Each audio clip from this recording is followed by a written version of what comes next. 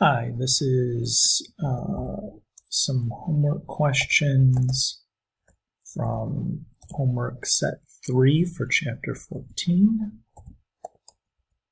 So here we're asked about 39, 41, 52, and 57.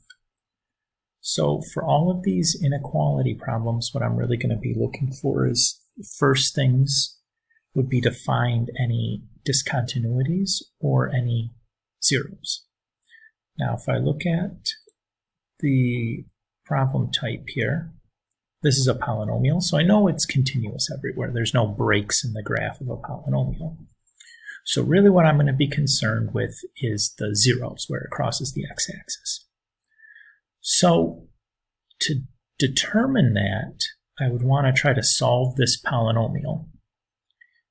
Now, to do that, this polynomial degree is greater than 2, so I can't solve it directly using like the quadratic formula or something. I'm going to have to try to factor this. So to try to factor this, unfortunately, grouping isn't going to work if you tried that. If you try it, you can check for yourself and see if it's going to work, but we know it won't. So I'm going to solve this just like I did solving a polynomial from the previous chapter. So I'm going to start by just graphing this polynomial on a standard window. So just -10 to +10 should be sufficient. So it looks like I have a 0 here at -2 and another 0 here at maybe +1. So to kind of confirm that, what I'm going to want to do is I'm going to do synthetic division.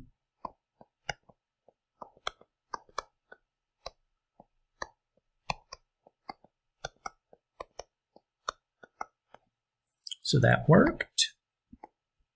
And then it also looks like +1 works.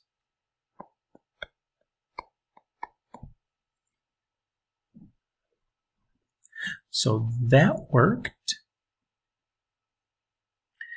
And then we also have this leftover stuff at the end. And I made a big oopsie-daisy here. So just let me do that one more time. This is a 2. That's a 3. That's a 3. So there we go. So that's enough. Because this worked, I know one factor is x plus 2. Because this worked, I know another factor is x minus 1. And then I also have this factor here at the end. So what this tells me is I have x-intercepts at -2, +1, and then -3/2. So all I'm going to do is kind of write myself a number line. Here's -2, here's -1.5, that's the same thing as 3/2, and here's +1. So I'm going to pick a test value in each of these intervals. So over here I'm going to pick -3, here I'll pick -1.75, here I'll pick 0, and here I'll pick 2.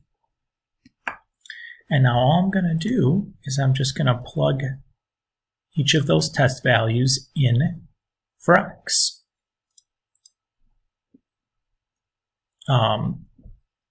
So since I already have this equation in y1, I'm just going to do this the sneaky way. You could type the whole thing out if you wanted to. I'm going to press the vars button, go over to the y-vars, pick the function command and pick y1, and then do y1 of each of these values. Oops, except I don't want -2, I want to do -3. Oops-a-daisy. And then I'll just press second and enter and change that to 1.75. And then we'll do an enter and got oops. Change that to 0.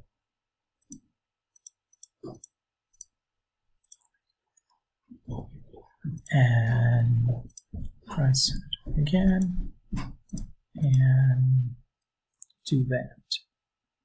So all I really care about here is the sign.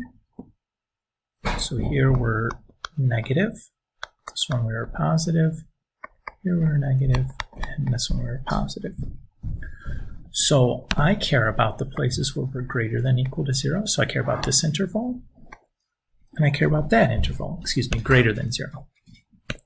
So what that tells me then is x is a member of the interval from -2 to -1.5,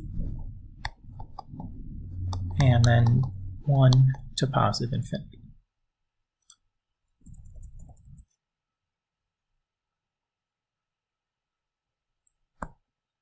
Okay, there. This next one is not nearly as bad because it's a little bit easier to find the zeros and discontinuities. Remember, to find the zeros, I'm just going to take the numerator and set it equal to 0. That's done. And to find the vertical asymptotes, or the discontinuity there, I'm going to take the denominator and set it equal to 0. So I get 4. So if I draw out my number line, I have just the numbers 0 and 4 that I care about. So I'll pick a test value over here, say -1. Test value in here, say 2. Test value over here, say 5. So I'm going to do the same trick as I did before. I'm just going to put this in the y equals menu so I can do a little shortcut here on typing these into my calculator. Again, you could do this by hand if you wanted to. But here's y2 of 0, or I'm sorry, of -1/2, or -1, excuse me. Here's y2 of 2. And here's y2 of 5. Again, we have positive here, negative here, and positive there. And again, because I'm looking at greater than or equal to 0, I want the x's that are from -infinity to 0. So I want this interval and this interval. Union 4 to positive infinity.